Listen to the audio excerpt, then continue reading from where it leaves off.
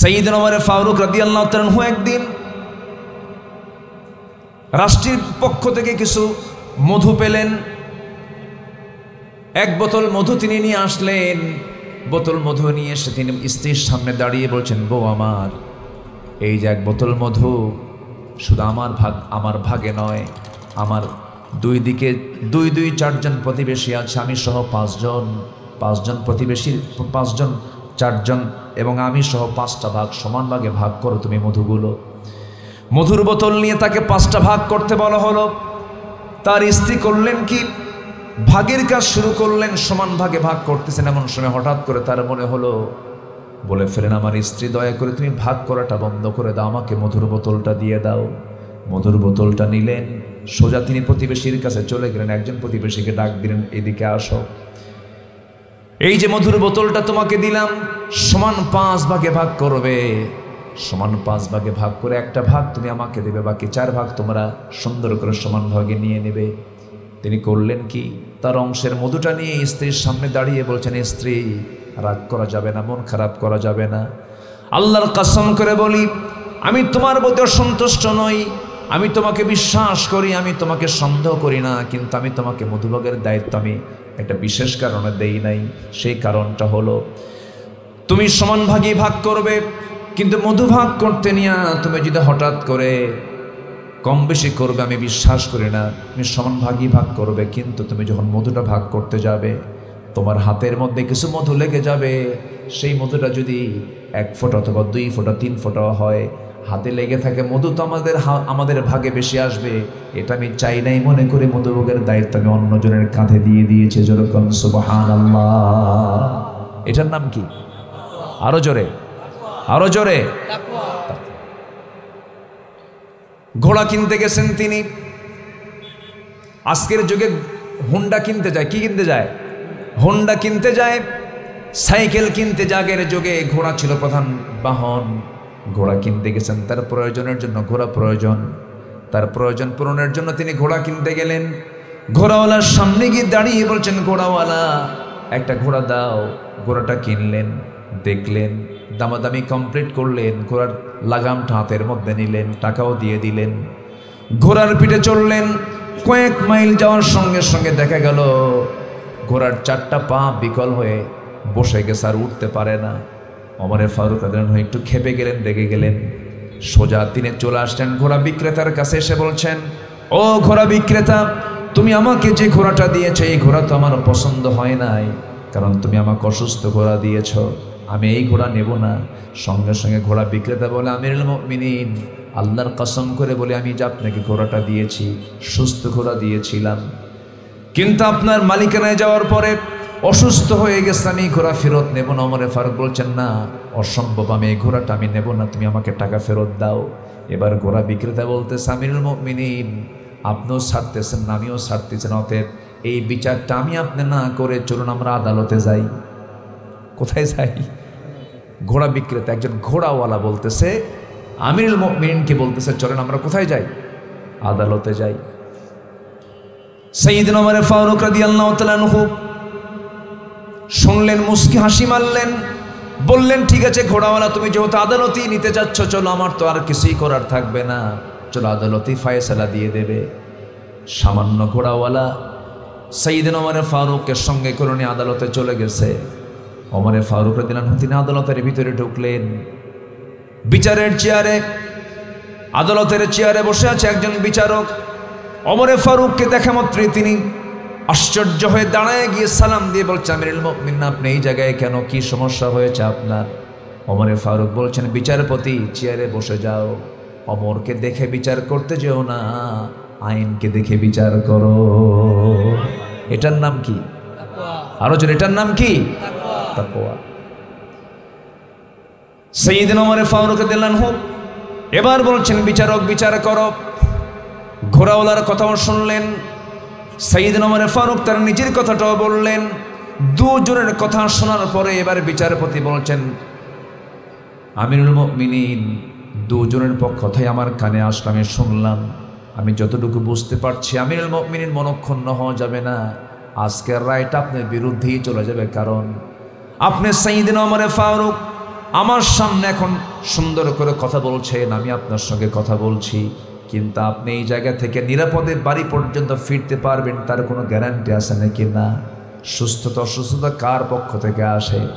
আপনি ঘোড়া কিনেছেন, সুস্থ ঘোড়া, সবল ঘোড়া কিনেছেন, লেনদেন হয়ে গেছে, আপনার মালিকানায় ঘোড়া চলে আসছে, আপনার মালিকানা আসার পরে ঘোড়া অচল হয়ে গেছে, এটার দায় আপনাকে নিতে হবে, এটার সম্পূর্ণ ক্ষতিপূরণ আপনাকে লস মনে করে এটাকে গ্রহণ করতে হবে।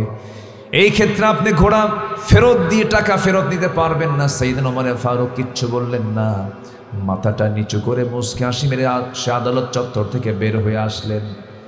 পরের দিন তিনি মজলিসে শুরার বৈঠকে সবাইকে ডাক দিয়ে তিনি একটা ব্রিফ করলেন, শোনো আমার ভাইয়েরা, গতকালকে আমি একজন বিচারপতি পেয়েছি, সে ব্যক্তি ওমরকে দেখে বিচার করে নাই, সে আইনকে দেখে বিচার করেছে।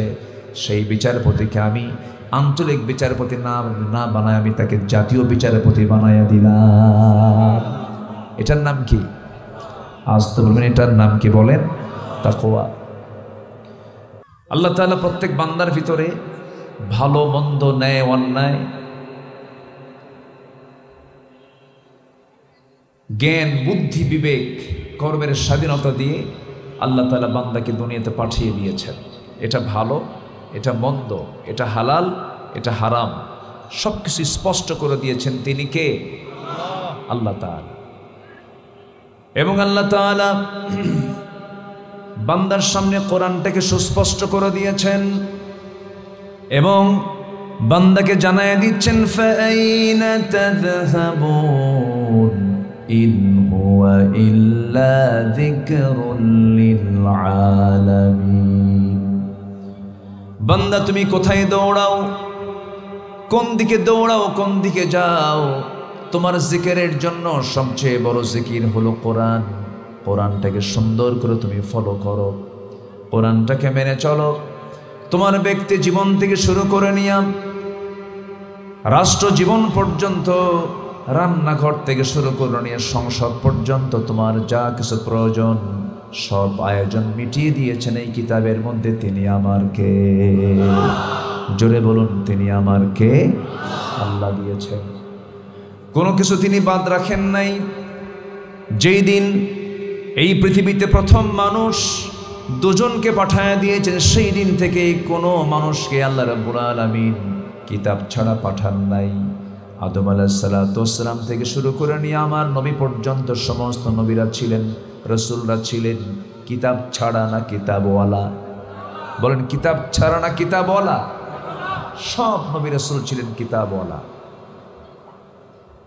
সব নবীদের দাওয়াত কিন্তু একই ছিল, সব নবীদের দিন কিন্তু একটাই ছিল, সব নবীদের কালিমা একটাই ছিল। আলম তারা কাইফা দারাবাল্লাহু মাসালান কালিমাতান তাইয়িবাতান কাশাজারাতিন তাইয়িবাহ আসলুহা সাবিতুন ওয়া ফারউহা ফিস সামা। সমস্ত নবীদের কালিমা ছিল, সবাই বলি লা ইলাহা ইল্লাল্লাহু আদামু সাফিয়ুল্লাহ, লা ইলাহা ইল্লাল্লাহু ইব্রাহিমু খলিলুল্লাহ, লা ইলাহা ইল্লাল্লাহু মুসা কালিমুল্লাহ, লা ইলাহা ইল্লাল্লাহু ঈসা রূহুল্লাহ। জবান খুলে সবাই বলুন, লা ইলাহা ইল্লাল্লাহু মুহাম্মাদুর রাসূলুল্লাহ সাল্লাল্লাহু আলাইহি ওয়াসাল্লাম। সব নবীর দিন একটাই ছিল। যেদিন আমরা পেয়েছি ইসলাম, সেই ইসলামটা আদম আলাইহিস সালামের সময় সেই ইসলামই ছিল। সব নবীদের দিন একটাই ছিল। যে দিনটা আল্লাহ সিলেকশন দিয়েছেন, তিনি বলছেন ইন্নাদ-দীনা ইনদাল্লাহিল ইসলাম। আল্লাহর কাছে মনোনীত দিন একটাই, তার নাম হলো ইসলাম। ইসলামকে ছেড়ে অন্য কোনো দিনকে গ্রহণ করা যাবে না, অন্য কোনো ইজমকে গ্রহণ করা যাবে না, অন্য কোনো তন্ত্রমন্ত্রকে গ্রহণ করা যাবে না। আল্লাহ যে দিন দিয়েছেন এই দিনের মধ্যে কোনো কিছু বাড়তি ঠুকানো যাবে না, আবার এখান থেকে মাইনাসও করা যাবে না, ইফরাত করা যাবে না, তাফরিদ করা যাবে না। যা দিয়েছেন হুবহু মানতে হবে। এটা হলো কার হুকুম? জোরে বলেন, কার হুকুম? আল্লাহর হুকুম। আমার দেশে আমি একটু খোলামেলাই বলি, 16 বছরও খোলামেলাই বলেছি, কখনো কোনো কিছুকে আড়াল করার চেষ্টা করিনি, গোপন করতে ভয় পেয়েছি, আল্লাহর ভয়। কারণ আমি আজকে গোপন করে কোনো কথা না বলে গেলাম, হাসরের দিন আপনি আমার বিরুদ্ধে মামলা দিবেন। আমাকে হক কথা বলার দরকার আছে না নাই? আছে। আমার দেশে ধরুন যতগুলো দল আছে, এর মধ্যে প্রথম কাতারের 4টা দল বড় দল। আমরা সবাই জানি, যারা সচেতন তারা জানি। 4টা দল আমরা যদি ধরে নেই, প্রথম কাতারের 4টা দল বড় দল। এরপর আরো তো দল আছে, এমনও দল আছে এক নেতা এক দল, কর্মী নাই, আছে না নাই? আছে। এবং তারা দীর্ঘদিন মন্ত্রিত্ব পালন করেছে, মন্ত্রীগিরি করেছে, মেম্বারের ভোটও পাবে না। এই খুলনা ডিভিশনের কুষ্টিয়ার ভেড়ামারার আল্লামা হাসানুল হক ইনু, নাম শুনছেন না? এই লোকের মুখে এই 16 বছরে শুধু একটাই জিকির ছিল, সেটা হলো জঙ্গি। এই জঙ্গি নাটকের মূল নাট্যকার, প্ল্যানার হচ্ছে ইনু। এই 8 মাস যাবৎ আমরা কি কোথাও কোনো জঙ্গির কোনো নাটক দেখতে পাচ্ছি? দেখতে পাচ্ছি? এরা প্ল্যান করে দিত বামগুলো, এই বাম রামেরা প্ল্যান করত, আর বাস্তবায়ন করতেন হচ্ছে যিনি এখন দিল্লি গিয়ে বসে আছেন, আলহাজ শেখ হাসিনা। আচ্ছা, হজরত শেখ হাসিনা।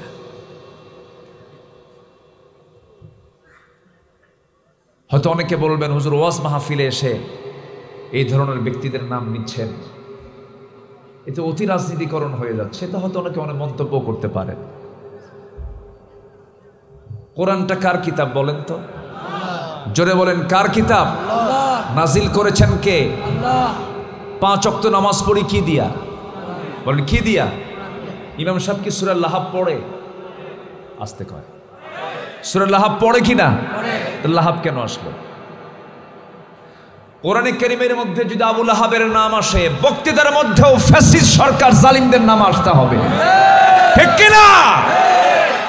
আসতে হবে, আসতে হবে। হককে স্পষ্ট করতে হবে।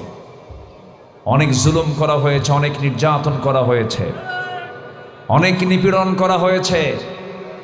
ফেরেশতা চরিত্রে মানুষগুলোকে জাতির সামনে অত্যাচার স্টিমরোলার চালিয়ে জাতিকে জিম্মি করে ফাঁসির মঞ্চে ঝুলিয়ে মারা হয়েছে এই সমস্ত লোকগুলোকে। তাফসীর মাহফিলের প্ল্যাটফর্ম থেকে সুস্পষ্ট ভাষায় জানান দিতে চাই, শুরুতেই অন্যায়ভাবে যে সমস্ত ব্যক্তিদেরকে হত্যা করা হয়েছে, সর্বশেষ আমার সন্তান 2000 সন্তানদেরকে জুলাই আগস্টে যে হত্যা করা হলো, প্রতিটি হত্যার বিচার বাংলার জমিনে হতে হবে। রাজি আছেন কারা কারা? হাত উঁচু করে দেখান মুসলমান।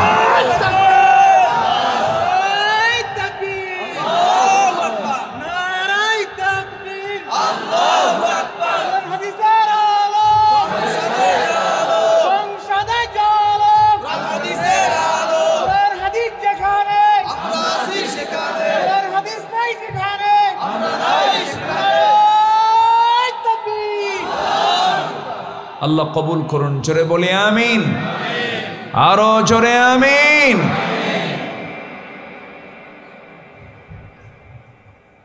সম্মানিত ভাইয়েরা, সম্মানিত বন্ধুগণ,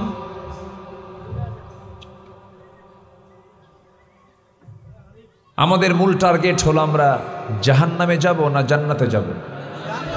গোলাম হতে হবে কার? কার গোলাম হতে হবে? একটু আপনি সরেন, ওনার সঙ্গে একটু আই কন্ট্যাক্ট হওয়া দরকার। এখনো ঠিক হয়নি কিন্তু। মাইক কোথায়? মাইক লাগাইছেন কোথায়? মাইক কই? এখনো দেন নাই? ওয়াজ শেষে দিবেন।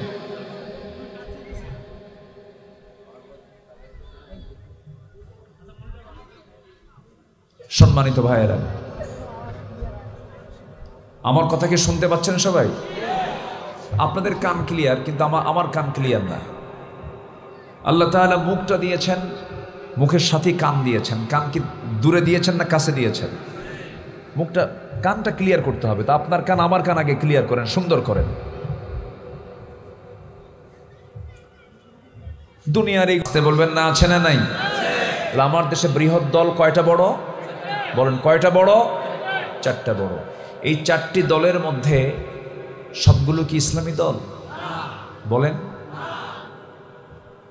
এর মধ্যে একটা ইসলামী দল আছে যার নামের সাথেও ইসলাম জড়িত, আছে না নাই? বলেন। এবং তাদের কথা হলো, আমরা সমাজে রাষ্ট্রে কি প্রতিষ্ঠা করতে চাই? ইসলাম। বাকি যে তিনটা দল আছে, এরা কি কখনো বলে যে আমরা ইসলাম কায়েম করতে চাই? বলেন, চায় না। তাদের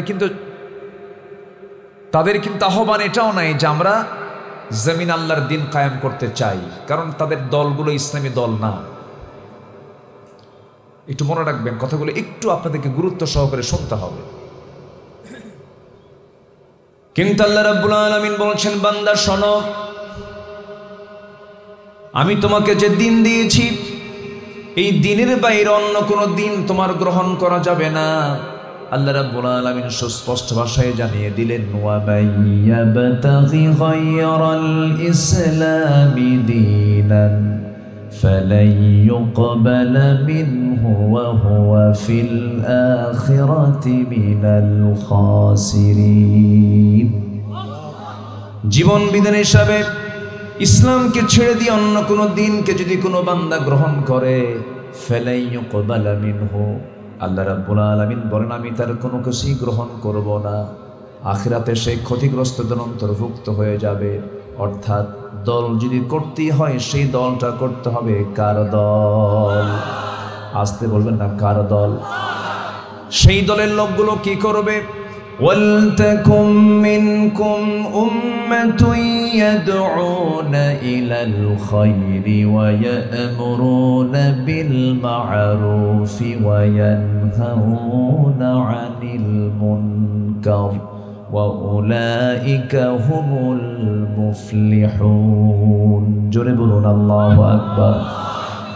সেই দলের কাজ হবে তোমাদের মধ্যে এমন একটা দল থাকা দরকার, যে দল মানুষকে সৎ কাজের আদেশ দেবে, অসৎ কাজের নিষেধ করবে, বাধা প্রদান করবে। আর এই হলো সফল কাম। এই জন্য আমার বন্ধুগণ, দল তো করতেই হবে। সেই দলটা করব কার দল? আল্লাহ অন্য জায়গায় বলছেন, ওয়া মান ইয়াতাওয়াল্লাল্লাহা ওয়া রাসূলুহু ওয়াল্লাযীনা আমানু والذين آمنوا فإن حزب الله هم الغالبون। জোরে বলুন আল্লাহু আকবার। যারা আল্লাহকে অভিভাবক মনে করবে এবং রাসূলকে যারা বন্ধু বানাবে, ইমানদারকে যারা বন্ধু বানাবে, জেনে রেখে দিও আল্লাহর দলটাই বিজয়ী দল। জোরে কোন সুবহানাল্লাহ। দল করে যাব কার দল? আসতে বলবেন না, কার দল? আল্লাহর দল। ইসলামী দল করতে হবে। অন ইসলামী কোনো দল করলে পরে বড় বেকায়দা হয়ে যাবে, কারণ কিয়ামতের দিন আপনি তো একা একা আল্লাহর সামনে হাজির হবেন না। আল্লাহ নিজে কোরআনে জানায় দিচ্ছেন, ওয়া ইয়াওমা নাদউ কুল্লা উনাসিন বিইমামিহিম। হাসরের দিন আল্লাহ রাব্বুল আলামিন প্রত্যেক বান্দাকে তার নেতা সহ ডাক দিবেন। নেতা যদি বিড়িওয়ালা হয়, গাঁজাওয়ালা হয়, চান্দাবাজ হয়, বলেন তো আপনার নামাজ দিয়ে আপনি কি করবেন? বলেন, বিপদ না নিরাপদ?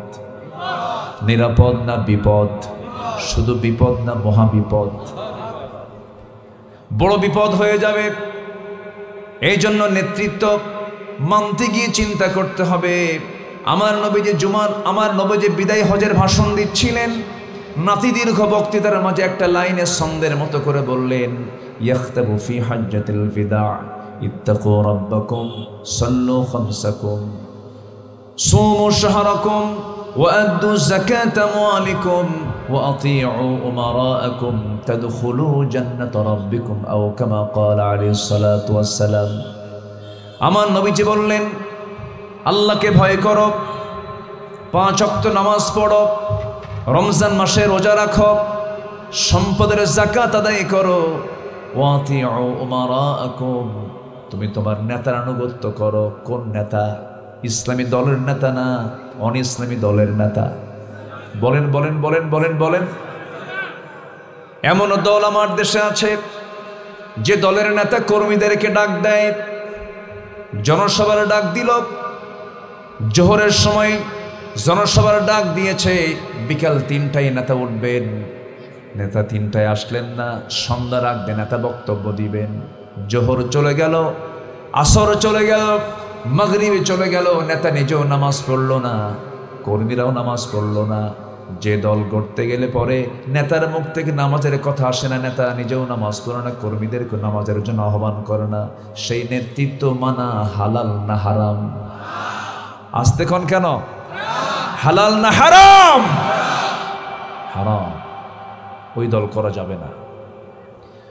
দল করতে হবে আল্লাহর দল, দল করতে হবে নবীর দল, দল করে যেতে হবে ইসলামী দল। আল্লাহ রাব্বুল আলামিন ক্লিয়ার করে বলছেন, সুন্দর করে সুস্পষ্ট ভাষায় জানান দিচ্ছেন, ইসলামকে তোমার পরিপূর্ণরূপে মানতে হবে।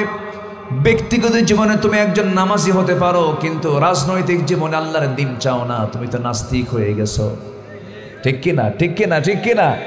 ব্যক্তিগত জীবনে সে নামাজি, ব্যক্তিগত জীবনে সে হাজি, কিন্তু পলিটিক্যাল ফিল্ডে গেলে বলে না আমি আল্লাহর দ্বীন চাই না। সে কি নামাজি না সে ভণ্ড? প্রত্যেকটা জায়গায় ইসলামকে মানতে হবে। 1 আনা না 16 আনা? আসতে বলবেন, 1 আনা না 16 আনা? 16 আনা। সম্মানিত ভাইয়েরা, তাহলে আমরা জান্নাত থেকে এসেছি, আমরা আবার কোথায় যেতে চাই বলেন তো? সেই জান্নাত প্রাপ্তির জন্য আমাকে কিছু কাজ করতে হবে। আমি মূল আয়াতের দিকে আস্তে আস্তে চলে যাচ্ছি। সূরাতুল কাহফের শেষ 2টি আয়াত, আল্লাহ রাব্বুল আলামিন এই আয়াতের ভিতরে 8টা জান্নাতের মধ্যে 1 নম্বর জান্নাতের অফার দিয়েছেন। যে বান্দা কাজগুলো করে আসবে আমি তাকে 1 নম্বর জান্নাতের অধিকারী করব। জোরে বলি সুবহানাল্লাহ। সেই জান্নাত প্রাপ্তির জন্য কোরআনের আলোকে 15টা করণীয় আছে আমাদের, 15টা কাজ আজকে আমরা শিখে যাব। জোরে বলি ইনশাআল্লাহ। কয়টা কাজ বলেন তো? 15টা কাজ। আমি আস্তে আস্তে একটা একটা করে বলবো। আগামীতে এই মাহফিল আরো সুন্দরভাবে হবে, সুসময়ে হবে। এখন তো একটা প্রতিকূল সময়, আজকে এখানে একটা জনতার ঢল নেমে যেত, কিন্তু মাগরিবের পর থেকেই চতুর্দিকে আমি যে পরিমাণ মেঘ দেখেছি, বাস স্ট্যান্ডে, বাস স্ট্যান্ড বলে না, বাস স্ট্যান্ডে আমি যে পরিমাণ মেঘের ঘনত্ব দেখেছি, কালো মেঘ উঠে আসতেছিল। এবং আমি যখন এই মোংলা বাজার পাওয়ার আগে আরো 2-3 মাইল আগে রামপালের যে ওই যে কি বলে পাওয়ার প্ল্যান্ট যেটা, এটা আমি দেখতেছিলাম, ওই এরিয়াতে প্রচুর বৃষ্টি হচ্ছে, আমি বৃষ্টি পেয়েছি, চতুর্দিকে বৃষ্টি। আমার মনে হয় শুধু মাঝখানে বৃষ্টি নাই আছে। বলি আলহামদুলিল্লাহ, জোরে বলি আলহামদুলিল্লাহ, আল্লাহর শুকরিয়া। আমি বৃষ্টি দেখেছি যে আল্লাহু আকবার। আজকে জনতার ঢল নেমে যেত। যাই হোক, অনেকে রাস্তায় আটকে পড়েছেন, এমনকি অতিথিও আসতে পারেন নাই, বৃষ্টির কারণে আটকা পড়ে গেছেন, তারা আসতে পারেন নাই। ঝড়ও হয়েছে, বৃষ্টিও হয়েছে। যাই হোক, আগামীতে মাহফিল 1 দিন না 2 দিন হবে। জোরে বলি ইনশাআল্লাহ। কয়দিন হবে? 2 দিন। আগে বছর পার হলে এরপরের বছর 3 দিন হবে এরকম করে এটি একটি পরিপূর্ণ প্রতিষ্ঠানের রূপ নেবে। জোরে বলি ইনশাআল্লাহ। কেন বললাম জানেন? আলোচনা ধারাবাহিকতার জন্য একদিন হয় না, দুদিন হলে একটু ভালো হয়, 3 দিন হলে আরো ভালো হয়, 4 দিন হলে আরো ভালো হয়, 5 দিন হলে তো কথাই নেই। এই কালচারটা ইদানিং একটু কমে গেছে। এটা চালু রেখেছিলেন বিশ্ব ইসলামী আন্দোলনের অন্যতম সিপাহ সালার শহীদ আল্লামা দেলাওয়ার হোসেন সাইদ রাহিমাহুল্লাহ। তিনি মাহফিল যেখানে করতেন একটানা 3 দিন 4 দিন 5 দিন পর্যন্ত তিনি করতেন না? চট্টগ্রামের প্যারেড ময়দান, রজব আলী ময়দান, আল্লাহ পাক আমাকে এবছর, আমি প্রথম দিন ছিলাম, দীর্ঘ 18 বছর পর মাহফিলটা শুরু হলো আবার। 29 বছর একটানা চালু রেখেছিলেন আল্লামা সাইদ রাহিমাহুল্লাহ, 29 বছর, 77 থেকে নিয়ে 2006 সাল পর্যন্ত, মাঝখানে 18 বছর করতে দেয়নি। এবার আবার শুরু হয়েছে। আল্লাহ তুমি দিন শোনার পথকে আমাদের জন্য সহজ করে দাও, দিন বোঝার পথকে আমাদের জন্য সহজ বানিয়ে দাও। জোরে বলি আল্লাহুম্মা আমিন। উনি সেখানে 5 দিন ব্যাপী করতেন। আল্লাহ যেন এই মাহফিলকে কিয়ামত পর্যন্ত কবুল করেন। জোরে বলি আমিন। কেন বললাম এই কথাগুলো? বলার কারণ হলো প্রথম বার্ষিকী তো, একটু সময় নিয়ে মাহফিল সংক্রান্ত মাহফিল কমিটি নিয়ে একটু কথা বলে ফেললাম। সম্মানিত ভাইয়েরা, আসুন এই 15টা করণীয় কাজ কি আমরা একটা একটা করে আজকে শুনব। 1 নম্বর কাজ হলো ঈমান আনা। কি আনা বলেন? খুব সহজ কাজ। হুজুর এটা এত সহজ? এটা তো আমার দাদাও আনছে, আমার বাপও আনছে, আমিও আনছি। আমার দাদা শরীফুল ইসলাম, আমার বাপ শহীদুল ইসলাম, আমি হলাম আমিনুল ইসলাম। 3 ইসলাম আছে। এরপরে আবার আপনি বলতেছেন আপনার ঈমান আনতে হবে। এটা আবার কেমন কথা? ঈমান কি পৈতৃক সূত্রে পাওয়া কোনো সম্পত্তির নাম? না, ঈমানটা আনতে হবে। ঈমান না আনা পর্যন্ত বংশীয় কোনো পরিচয় দিয়ে আমি জান্নাত পাবো না। মহান রব্বুল আলামিন সুন্দর করে বলছেন, ইন্নাল্লাযীনা আমানু ওয়া আমিলুস সালিহাতি কানাত লাহুম জান্নাতুল ফিরদাউসি নুজুলা খালিদিনা ফিহা লা ইয়াবগুনা আনহা হিওয়ালা। জোরে বলুন আল্লাহু আকবার। নিঃসন্দেহে যারা ঈমান আনবে এবং নেক আমল করবে তাদের জন্য রয়েছে ফার্স্ট ক্লাস জান্নাত। 1 নম্বর জান্নাতের নাম কি বলুন? জোরে বলুন, কি নাম বলুন? জান্নাতুল ফিরদাউস। ওই ব্যক্তির জন্য জান্নাতুল ফিরদাউস হয়ে যাবে যে ঈমান আনবে এবং নেক আমল করবে। ঈমান আছে, নেক আমল নাই। আবার নেক আমল আছে, ঈমান নাই, তার কোনো দাম নাই। ঈমানহীন আমলের কোনো দাম হবে না, আবার আমলহীন ঈমানের কোনো মূল্য আল্লাহর দরবারে থাকবে না। দুটার সমন্বয় থাকতে হবে। এই দুটার সমন্বয় যার মধ্যে থাকবে সেই ব্যক্তি জান্নাত পেয়ে যাবে। জান্নাত পাওয়ার জন্য সাহাবীরা কি পেরেশান ছিলেন। আমার নবীজি শুধু সাহাবায়ে কেরামকে বলেছেন, সাহাবীরা কে জান্নাত পেতে চাও? আমি কি তোমাদের কেমন একটা জান্নাতের সংবাদ দেব নাকি? যে জান্নাতের দরজার প্রশস্ততা হবে, যে জান্নাতের প্রশস্ততা হবে আসমান জমিন বরাবর। এমন কথা শোনার সঙ্গে সঙ্গে সাহাবায়ে কেরাম বলছেন, ইয়া রাসূলুল্লাহ, ওই জান্নাত পাওয়ার জন্য কি কাজটা করতে হবে? রাসূল বললেন, বদর প্রান্তরে যুদ্ধের ময়দানে ঝাঁপিয়ে পড়তে হবে। সাহাবী সেই সময় একটা খেজুর খাচ্ছিলেন, খেজুরের অর্ধেকটা খেয়েছেন আর অর্ধেকটা হাতে আছে। এই কথা শোনার সঙ্গে সঙ্গেই তিনি করলেন কি, অর্ধেক খেজুরটা না খেয়ে মুখ থেকে ফেলে দিলেন। রাসূল বলছেন, সাহাবী তুমি অর্ধেক খেজুর খেলে আর অর্ধেক খেজুর ফেলে দিলে, এর কারণটা কি? হুজুর অর্ধেক খেজুর খেয়েছে আর অর্ধেক খেজুরটা ফেলে দেওয়ার কারণ হলো এই খেজুরটা খেতে যতটুকু সময় লাগবে এটা আমার জন্য লস। এক্ষণে চলে গেলাম জিহাদের প্রান্তরে, শহীদ হয়ে জান্নাতে যেতে চাই। জোরে বলি সুবহানাল্লাহ, আরো জোরে বলি সুবহানাল্লাহ। জান্নাত পাওয়ার জন্য তাদের কি আকাঙ্ক্ষা ছিল, কি তীব্র আকাঙ্ক্ষা তাদের মধ্যে কাজ করেছে। যে মুসাহাবের জীবনে এক পোশাক একদিন পরেছেন, দ্বিতীয় দিন সেই পোশাক পরেন নাই, দ্বিতীয় দিন যে পোশাক পরেছেন তৃতীয় দিন সেই পোশাক পরেন নাই। সেই মুসআবের বিলাসী জীবন ছিল। সেই মুসআব বিন আমির রাদিয়াল্লাহু তাআলা আনহু যেদিন দিন গ্রহণ করলেন, সেদিন থেকে নিয়ে এত সিম্পল হয়ে গেলেন, এত সাধারণ হয়ে গেলেন। নবীর সঙ্গে হিজরত করলেন, মদিনায় চলে গেলেন। উহুদ যুদ্ধের ডাক চলে এলো। এই মুসআব যুদ্ধের ময়দানে ঝাঁপিয়ে পড়লেন, যুদ্ধে অংশগ্রহণ করলেন, যুদ্ধে শাহাদত বরণ করলেন। দিন গ্রহণ করতে গিয়ে তিনি এত সিম্পল জীবন গ্রহণ করলেন যে সেই যুদ্ধে শহীদ হয়ে যাওয়ার পরে, সাধারণত জিহাদের ময়দানে মুজাহিদ যুদ্ধ করে শহীদ হয়ে গেলে পরে অন্য কোনো কাপড় দিয়ে তার কাফনের কাপড় পরানো হয় না। যেই দেহে কাপড়টা থাকে ওই কাপড়টা দিয়েই তাকে সমাহিত করা হয়, রক্তাক্ত দেহ দিয়েই তাকে সম্পূর্ণ করা হয়, দাফন করা হয়। গোসল করানোর প্রয়োজন হয় না, কারণ ওই সমস্ত শহীদরা হাসরের দিন আল্লাহর সামনে ওই রক্তমাখা কাপড় চোপড় নিয়ে, রক্তমাখা দেহ নিয়ে আল্লাহর সামনে হাজির হয়ে যাবে।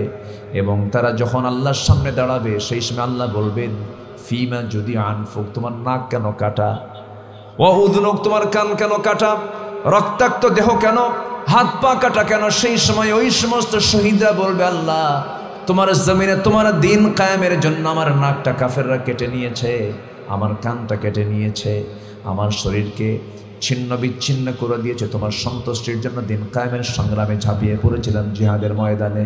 আল্লাহ সেদিন বলবেন, ও মুজাহিদেরা, আজকে তোদের সাক্ষ্য তোরা পূরণ করেছিস, যা কোনো হিসাব নেব না, বিনা হিসেবে জান্নাত দিয়ে দিলাম।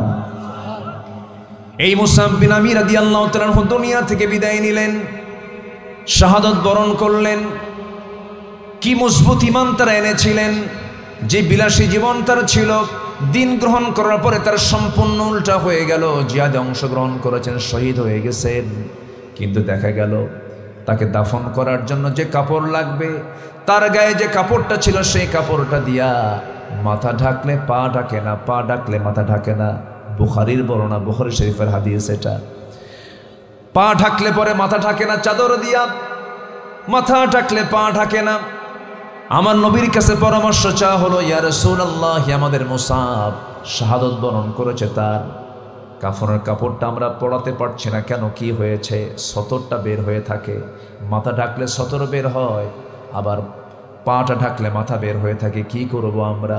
আমার নবীজি বলেন, কাপড় দিয়ে মাথার অংশটুকু ঢেকে দাও, আর পায়ের যে অংশ আছে তোমরা ইসখির নামক ঘাস দিয়া পাটা ঢেকে দিয়ে তাকে সমাহিত করে দাও। আমার বন্ধুগণ, ঈমান এনেছি আমরা, ঈমানের লালন করতে হবে, ঈমানের যত্ন আনতে হবে। ওয়াল্লাযীনা আমানু ওয়া লাম ইয়ালবিসু ঈমানাহুম বিযুলমিন উলাইকা লাহুমুল আমনু ওয়া হুম মুহতাদুন। জোরে বলুন আল্লাহু আকবার। ঈমান যারা আনবে এবং ঈমানকে যারা জুলুমের দ্বারা আচ্ছাদন করবে না, শিরকের দ্বারা যারা আচ্ছাদন করবে না, এই সমস্ত বান্দাগুলো আমার নিরাপত্তায় থেকে যাবে, এরাই হেদায়েত প্রাপ্ত বান্দা। অতএব ঈমান এনেছি, ঈমানকে অযত্নে রাখবো না যত্নে রাখবো? বলেন বলেন বলেন, ঈমানকে অযত্নে রাখবো না যত্নে রাখবো? ঈমানকে যত্নে রাখতে হবে, শিরিক থেকে দূরে রাখতে হবে, বেদাত থেকে দূরে রাখতে হবে, কুফুর থেকে দূরে রাখতে হবে, দুনিয়ার দল থেকে আমার ঈমানকে হেফাজতে রাখতে হবে। দল করতে হবে কার? আল্লাহ। আমার বন্ধুগণ, একটু কান লাগাবেন। জান্নাতে যাওয়ার জন্য কোরআনের আলোকে 15টা করণীয় আমরা আজকে শিখে যাব। 1 নাম্বার শিখলাম আমরা, আল্লাহ রাব্বুল আলামিন বলছেন ঈমানটা ভালো করে আনতে হবে, সৎ আমল নেক আমলগুলো করতে হবে। নাম্বার 1 হয়ে গেল। নাম্বার 2 হলো তাকওয়া অবলম্বন করতে হবে। ইন্নাল মুত্তাকিনা ফি জান্নাতিন ওয়া নাঈম ফাকিহিনা বিমা আতাহুম রাব্বুহুম ওয়া আকাহুম রাব্বুহুম আযাবাল জাহিম। জোরে বলুন আল্লাহু আকবার, আরো জোরে আল্লাহু আকবার। যার মধ্যে তাকওয়া থাকবে তার কোনো ভয় নাই, যার মধ্যে তাকওয়া আছে তার কোনো চিন্তা নাই। তাকওয়ার পুরস্কার হলো জান্নাত। আল্লাহ রাব্বুল আলামিন তাকওয়ার ব্যাপারে বহু জায়গায় বহু কথা বলেছেন। আল্লাহ রাব্বুল আলামিন সুন্দর করে মুত্তাকি হওয়ার জন্য কি কি গুণ অর্জন করা দরকার তা কোরআনের শুরুতেই বলে দিয়েছেন। কোরআনটা আমরা খুলবো, খোলার সঙ্গে সঙ্গে আল্লাহর পরিচয় পাবো, এরপরে মুত্তাকির পরিচয় পাবো। সূরা ফাতিহার মধ্যে কার পরিচয়? আসতে বলবেন না, কার পরিচয়? এরপর আমার আপনার পরিচয় কেমন হওয়া দরকার? আল্লাহ বলছেন হুদাল্লিল মুত্তাকিনাল্লাযীনা ইউমিনুনা বিল গায়বি ওয়া ইউকিমুনাস সালাহ ويقيمون الصلاة ومما رزقناهم ينفقون والذين يؤمنون بما أنزل إليك وما أنزل من قبلك وبالآخرة هم يوقنون أولئك على هدى من ربهم وأولئك هم المفلحون জোরে বলুন আল্লাহু আকবার, আরো জোরে আল্লাহু আকবার। মুত্তাকি কাকে বলে? হুদাল্লিল মুত্তাকিন আল্লাযীনা ইউমিনুনা বিল গায়ব, যারা অদৃশ্যের প্রতি যারা বিশ্বাস আনবে, যারা নামাজ কায়েম করবে এবং আমি যে রিজিক দিয়েছি সেই রিজিক থেকে কিছু অংশ আল্লাহর পথে খরচ করবে এবং কিতাবের প্রতি বিশ্বাস রাখবে, আখিরাতকে বিশ্বাস করবে, এরাই হলো হেদায়েত প্রাপ্ত বান্দা, এরাই হলো মুত্তাকি। কার কথা? আসতে বলবেন না, কার কথা? নামাজ পড়ার কথা আসছে না, নামাজ কায়েমের কথা আসছে। বলেন, নামাজ পড়া না নামাজ কায়েম করা? নামাজ পড়া হলো ব্যক্তিগত কাজ আর নামাজ কায়েম হলো সামষ্টিক কাজ। নামাজ কায়েমের কাজ কিন্তু একা করা যায় না। নামাজ কায়েমের সংগ্রাম করতে গেলে এককভাবে হয় না, এর জন্য সমষ্টি লাগে, সংঘবদ্ধতা লাগে, জমাতবদ্ধ হতে হয়। এই জন্য একা থাকবো না, সংঘবদ্ধ হব। কার দলে? আসতে বলবেন না, কার দলে? দল করা কি? আরো জোরে, আরো জোরে। দাওয়াত দেওয়া কি? সৎ কাজের আদেশ করা কি? অসৎ কাজের বাধা দেওয়া কি? ফরজ। সবই তো ফরজ কাজ, এগুলো বাদ দেওয়া যাবে না। তাকওয়া অবলম্বন করতে হবে। আমাকে আপনাকে তাকওয়ার নীতিগুলো অবলম্বন করতে হবে। অন্যায়কে অন্যায় মনে করে অন্যায়ের বিরুদ্ধে আমাকে আপনাকে দাঁড়াতে হবে, ন্যায়ের পক্ষে কথা বলতে হবে। তাআওয়ানু আলাল বিররি ওয়াত তাকওয়া ওয়ালা তাআওয়ানু আলাল ইসমি ওয়াল উদওয়ান। জোরে বলুন আল্লাহু আকবার। পরস্পরে ভালো কাজে, তাকওয়ার কাজে সহযোগিতা করো। ওয়ালা তাআওয়ানু আলাল ইসমি ওয়াল উদওয়ান, এবং পাপাচারের কাজে তোমরা পরস্পরের সহযোগিতা করো না। তোমরা কি করবে? ইন্নাল ইনসানা লাফি খুসরিন ইল্লাল্লাযীনা আমানু ওয়া আমিলুস সালিহাতি ওয়া তাওয়াসাউ বিল হাক্কি ওয়া তাওয়াসাউ বিস সাবর। জোরে বলুন আল্লাহু আকবার। এখানে ঈমান আনতে হবে, নেক আমল করতে হবে, পরস্পরে হকের দাওয়াত দিতে হবে, পরস্পরে ধৈর্যের জন্য আমাকে আপনাকে পরস্পরের ধৈর্যের উপরে পরস্পরকে নসিহা করতে হবে, উপদেশ দিতে হবে, সেই পথে টিকে থাকার জন্য আহ্বান করতে হবে। আমার বন্ধুগণ, জান্নাতে যাওয়ার জন্য 15টা করণীয় কাজ আছে। 1 নাম্বার শিখলাম হলো ঈমান আনতে হবে, নেক আমল করতে হবে। নাম্বার 2 হলো তাকওয়া অবলম্বন করতে হবে। তাকওয়া কি, তার বাস্তব কিছু প্র্যাকটিক্যাল ছিলেন, যারা প্র্যাকটিক্যাল দেখিয়েছেন তারা হচ্ছেন আম্বিয়া কেরাম, তারা হচ্ছেন সাহাবে কেরাম। একজন সাহাবীর নাম এই মুহূর্তে মনে পড়ে গেল। এত বড় বুজুর্গ মানুষ ছিলেন, যার ব্যাপারে আমার রাসূল বলেছেন, আমার পরে যদি নবুয়তের সিলসিলা জারি হতো, আমার পরের নবী হতো আমার ওমর, লাকানা ওমর। জোরে বলুন আল্লাহু আকবার। তাকওয়া ছিল 16 আনা। তাকওয়া ছিল কি? 16 আনা। এই লোকটার কোনো দাম ছিল না, খুব মেজাজি মানুষ ছিলেন।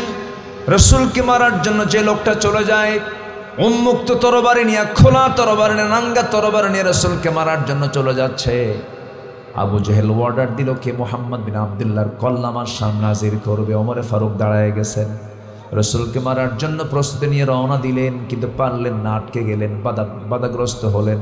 একমাত্র বাধার শিকার হলেন কিসের সামনে? বলেন, আসতে বলেন, কিসের সামনে? বলেন। ওমর ছিলেন জিরো, কোরআন বানায় দিল তাকে হিরো। আবু জেহেল ছিল হিরো, হয়ে গেছে কোরআন না মানার জন্য জিরো।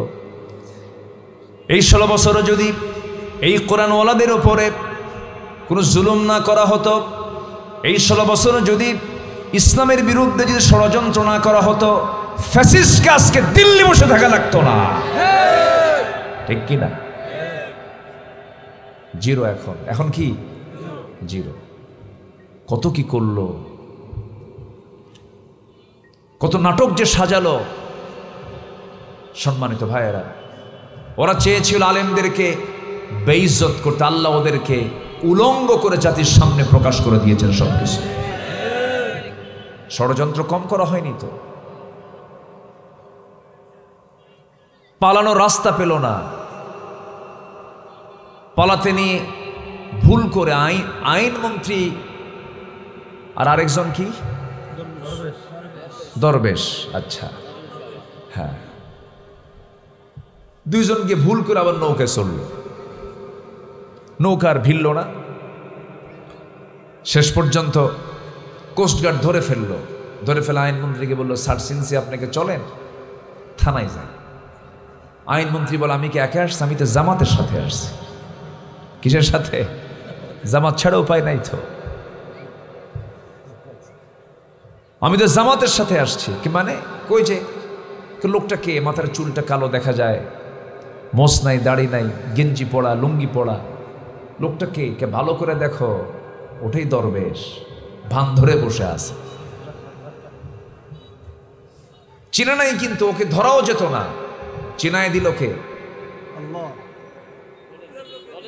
ওর ভাই চিনায় দিছে। পাপীকে ছাড়ে না, কিন্তু ইমানদার আরেক ইমানদার ভাইয়ের জন্য জীবন দিতে প্রস্তুত হয়ে যায়।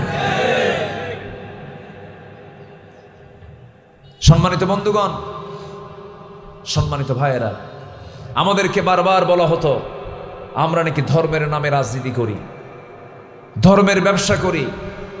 আমরা যে দাড়িটা রেখেছি, এই দাড়িটা রাখার মূল কারণ হচ্ছে দাড়িওয়ালা ছিলেন মুহাম্মদ সাল্লাল্লাহু নবীর সুন্নাহ মনে করে দাড়ি রেখেছি আমরা। কিন্তু ওই যে দাড়িটা যে কাটলো, মাথার চুল যে কালো বানালো, ওই দাড়ি রাখলো এবং কাটলো, ধর্মের ব্যবসা আমরা করি না, তারাই ধর্মের ব্যবসা করে, যাদের প্রয়োজনে দাড়ি রাখে আবার দাড়ি কাটে। আমি কি ভুল বললাম? সম্মানিত ভাইয়েরা, সম্মানিত বন্ধুগণ, কোরআনকে মানব, সম্মান দিবেন কে? কোরআনের দল করব, সম্মান দিবেন কে? জান্নাত দেবেন কে? কোরআন আমাকে আপনাকে সুপারিশ করে জান্নাতের দরজায় নিয়ে যাবে।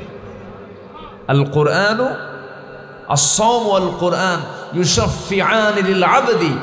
সাওম এবং কোরআন, এই দুটো জিনিস বান্দাকে সুপারিশ করে জান্নাতে নিয়ে চলে যাবে। কত দামি কিতাব এটা! এই জন্য আমরা কোরআনওয়ালা হব, কোরআনের দল করব। জোরে বলি ইনশাআল্লাহ। জান্নাতে যাওয়ার 15টা করণীয়, এর মধ্যে 1 নম্বর শিখেছি আমরা ঈমান, নেক আমল। নম্বর 2 হলো তাকওয়া। সাইয়েদনা ওমর ফারুকের কথা বলছিলাম, জিরো ছিলেন, কি হয়ে গেছেন? হিরো। কোরআনকে মানার কারণে কি আল্লাহওয়ালা হলেন। আল্লাহু আকবার। যে লোকটা জান্নাতের সংবাদ পেয়েছেন দুনিয়াতে বসে, মাহে রমজানের 30টা রোজা পালন করে ঈদগাহে যাবেন, নামাজ পড়াবেন, ঈদগাহে সব মুসল্লি হাজির হয়ে গেছে, ইমাম নাই। ঘন্টা পার হয়ে গেল, ইমাম নাই। চলে আসছে তার বাড়িতে, সাইয়েদনা ওমর ফারুক রাদিয়াল্লাহু আনহুকে ডাকতেছেন। সেই সময় তিনি কি করছেন? ওই সময় তিনি সেজদায় পড়ে ডুকরে ডুকরে কাঁদতেছেন। বলা হলো, আমিরুল মুমিনিন, মুসল্লিরা আপনার অপেক্ষায় আছে, আপনি কখন নামাজ পড়াবেন? আপনি কেন আজকের দিনে কাঁদতেছেন? আজকে আমাদের আনন্দের দিন। সাইয়েদনা ওমর ফারুক বলছেন, ভাইরা তোমরা আনন্দ উল্লাস করছো, ভালো কথা, হয়তো রমজানের মধ্যে দিয়ে তোমাদের গুনাহগুলো মাফ হয়ে গেছে, আল্লাহ তোমাদেরকে মাফ করে দিয়েছেন। কিন্তু আমি আজ পর্যন্ত, এখন পর্যন্ত নিশ্চিত হতে পারলাম না আমাকে আল্লাহ পাক মাফ করেছেন কিনা। এই জন্য আমি সেজদায় পড়ে পড়ে ডুকরে ডুকরে আমি আল্লাহর দরবারে কান্দি। এটার নাম তাকওয়া। এটার নাম কি বলেন? তাকওয়া। আমার বন্ধুগণ, একজন সাহাবীর কাছে আমার নবীজি মুনাফিকের তালিকা রেখেছিলেন মদিনায়। ওই সাহাবীর কাছে একদিন হুযায়ফা রাদিয়াল্লাহু তাআলা আনহুর কাছে ওমর ফারুক চলে আসলেন। এসে বলছেন, ভাই হুযায়ফা, দেখো তো মুনাফিকের যে তালিকাটা আছে সেই তালিকার মধ্যে আমার নামটা আছে নাকি? সাহাবী আশ্চর্য হয়ে বলছেন, ভাই ওমর, আপনার মাথা কি নষ্ট হয়ে গেছে নাকি? আপনি এমন করে বলছেন কেন? এই মুনাফিকের তালিকায় তো মুনাফিকদের নামই থাকবে, আপনার নাম তো থাকার কথা নয়। আপনার নাম কেন এই জায়গায় আসবে? আপনি তো জান্নাতি, ওমর ফিল জান্নাহ। তিনি কেঁদে কেঁদে বলছেন, ভাই হুযায়ফা, আমার মাঝে মাঝে মনে হয় আমি বুঝি মুনাফিক হয়ে গেছি। দেখো তো, আবার একটু চোখ মেরে দেখো তো আমার নামটা ওই জায়গায় আছে কি না। মানুষ নিজেকে নিয়ে কি শঙ্কিত থাকতেন, কি পেরেশানির মধ্যে তিনি সময়গুলো পার করতেন। শুধু তিনি তালাশ করতেন কার রহমত। আসতে বলবেন না, কার রহমত? আল্লাহর রহমত। এই জন্য আমার বন্ধুগণ, তাকওয়ার নীতি অবলম্বন করতে হবে। আল্লাহর ভয়টা দিলের মধ্যে সবসময় জিন্দা রাখতে হবে। আল্লাহর ভয়টা ইস্তেকামাত করতে হবে। ওমর ফারুক রাদিয়াল্লাহু তাআলা আনহু একদিন নিজের পরিবার পরিজনের জন্য প্রয়োজনীয় পান করার পানি তিনি কূপ থেকে তুলে কলসিতে ভরায় তিনি আনতেছেন বাড়ির দিকে। হঠাৎ করে একজন ব্যক্তি এসে তাকে প্রশ্নের জন্য সামনে দাঁড় হয়ে গেছে। তখন তিনি কলসিটা মাথায় নিয়ে আসতেছেন। এমন সময় বলো হলো, আমিরুল মুমিনিন, আমার একটা প্রশ্ন আছে। কি প্রশ্ন বলো? সময় লাগবে। মাথা থেকে কলসিটা নিয়ে তিনি হাঁটুতে রাখলেন, দাঁড় হয়ে তিনি হাঁটুতে কষ্ট করে রাখলেন, জমিনে রাখতেছেন না। বলো হলো, আমিরুল মুমিনিন, সময় লাগবে, দয়া করে কলসিটা আপনি মাটিতে রাখেন। সাইয়েদনা ওমর ফারুক বলছেন, ও প্রশ্নকারী, তুমি আমাকে যে প্রশ্ন করতে যাচ্ছ সময় লেগে যাবে, মাথায় রাখা কষ্ট হবে মনে করে আমি আমার হাঁটুতে রেখেছি, জমিনে রাখা যাবে না। জমিনে রাখলে যদিও আমি একটু স্বস্তি পাবো, আমার কষ্ট কম হবে, কিন্তু কলসির যে তলাটা এটা হলো ভেজা আর জমিনটা হলো শুকনা। এই জমিনের মালিক আমি না। এই জমিনে যখন ভিজা কলসির তলা যখন রেখে দেব, কিছু মাটি কলসির সঙ্গে উঠে আসবে। এই পরিমাণ মাটি যদি আমি এই জমিওয়ালার কাছ থেকে নিয়ে যাই, কিয়ামতের দিন এই জমিওয়ালা আমার বিরুদ্ধে মামলা দেবে, আমি জান্নাত পাবো না। জোরে কোন আল্লাহু আকবার। এটার নাম তাকওয়া। এটার নাম কি বলেন? তাকওয়া। আমার বন্ধুগণ, সাইয়েদনা ওমর ফারুক রাদিয়াল্লাহু তাআলা আনহু একদিন রাষ্ট্রের পক্ষ থেকে কিছু মধু পেলেন। এক বোতল মধু তিনি নিয়ে আসলেন। বোতল মধু নিয়ে এসে তিনি স্ত্রীর সামনে দাঁড়িয়ে বলছেন, বউ আমার, এই যে এক বোতল মধু, শুধু আমার ভাগে নয়, আমার দুই দিকে দুই চারজন প্রতিবেশী আছে, আমি সহ পাঁচজন প্রতিবেশীর 4জন এবং আমি সহ 5টা ভাগ, সমান ভাগে ভাগ করো তুমি মধুগুলো। মধুর বোতল নিয়ে তাকে 5টা ভাগ করতে বলা হলো। তার স্ত্রী করলেন কি, ভাগের কাজ শুরু করলেন, সমান ভাগে ভাগ করতেছেন। এমন সময় হঠাৎ করে তার মনে হলো, বলে ফেলেন, আমার স্ত্রী, দয়া করে তুমি ভাগ করাটা বন্ধ করে দাও, আমাকে মধুর বোতলটা দিয়ে দাও। মধুর বোতলটা নিলেন, সোজা তিনি প্রতিবেশীর কাছে চলে গেলেন। একজন প্রতিবেশীকে ডাক দিলেন, এদিকে আসো, এই যে মধুর বোতলটা তোমাকে দিলাম, সমান 5 ভাগে ভাগ করবে। সমান 5 ভাগে ভাগ করে একটা ভাগ তুমি আমাকে দেবে, বাকি 4 ভাগ তোমরা সুন্দর করে সমান ভাগে নিয়ে নেবে। তিনি করলেন কি, তার অংশের মধুটা নিয়ে স্ত্রীর সামনে দাঁড়িয়ে বলছেন, স্ত্রী, রাগ করা যাবে না, মন খারাপ করা যাবে না। আল্লাহর কসম করে বলি, আমি তোমার প্রতি অসন্তুষ্ট নই, আমি তোমাকে বিশ্বাস করি, আমি তোমাকে সন্দেহ করি না, কিন্তু আমি তোমাকে মধুভাগের দায়িত্ব আমি একটা বিশেষ কারণে দেই নাই। সেই কারণটা হলো, তুমি সমান ভাগে ভাগ করবে, কিন্তু মধু ভাগ করতে নিয়ে তুমি যদি হঠাৎ করে কম বেশি করবে, আমি বিশ্বাস করি না। তুমি সমান ভাগই ভাগ করবে, কিন্তু তুমি যখন মধুটা ভাগ করতে যাবে, তোমার হাতের মধ্যে কিছু মধু লেগে যাবে। সেই মধুটা যদি 1 ফোঁটা অথবা 2 ফোঁটা 3 ফোঁটা হয়, হাতে লেগে থাকে, মধু তো আমাদের ভাগে বেশি আসবে। এটা আমি চাই নাই মনে করে মধুভাগের দায়িত্ব আমি অন্যজনের কাঁধে দিয়ে দিয়েছি। যেরকম সুবহানাল্লাহ। এটার নাম কি? আরো জোরে, আরো জোরে। ঘোড়া কিনতে গেছেন তিনি। আজকের যুগে হুন্ডা কিনতে যায়, কি কিনতে যায়? হুন্ডা কিনতে যায়, সাইকেল কিনতে যায়। আগের যুগে ঘোড়া ছিল প্রধান বাহন। ঘোড়া কিনতে গেছেন, তার প্রয়োজনের জন্য ঘোড়া প্রয়োজন, তার প্রয়োজন পূরণের জন্য তিনি ঘোড়া কিনতে গেলেন। ঘোড়াওয়ালার সামনে গিয়ে দাঁড়িয়ে বলছেন, ঘোড়াওয়ালা একটা ঘোড়া দাও। ঘোড়াটা কিনলেন, দেখলেন, দামাদামি কমপ্লিট করলেন, ঘোড়ার লাগামটা হাতের মধ্যে নিলেন, টাকাও দিয়ে দিলেন, ঘোড়ার পিঠে চললেন। কয়েক মাইল যাওয়ার সঙ্গে সঙ্গে দেখা গেল ঘোড়ার চারটা পা বিকল হয়ে বসে গেছে, আর উঠতে পারে না। ওমরে ফারুক রাদিয়াল্লাহু আনহু একটু খেপে গেলেন, রেগে গেলেন। সোজা তিনি চলে আসলেন ঘোড়া বিক্রেতার কাছে, এসে বলছেন, ও ঘোড়া বিক্রেতা, তুমি আমাকে যে ঘোড়াটা দিয়েছো এই ঘোড়া তো আমার পছন্দ হয় নাই, কারণ তুমি আমাকে অসুস্থ ঘোড়া দিয়েছ, আমি এই ঘোড়া নেব না।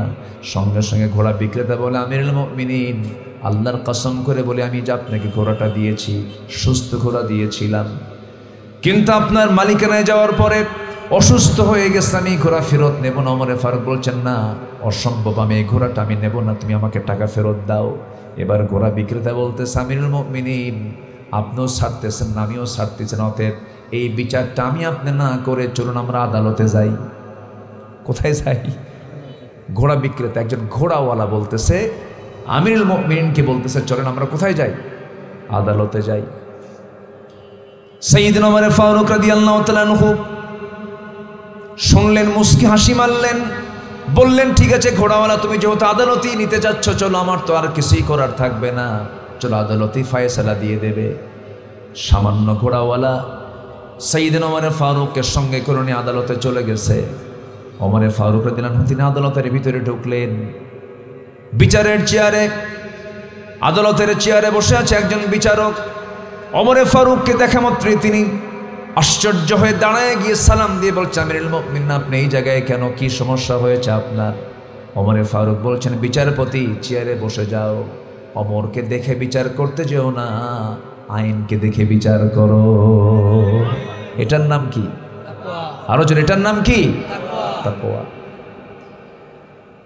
সাইয়েদনা ওমর ফারুক রাদিয়াল্লাহু আনহু এবার বলছেন, বিচারক বিচার করো। ঘোড়াওয়ালার কথাও শুনলেন, সাইয়েদনা ওমর ফারুক তার নিজের কথাটাও বললেন।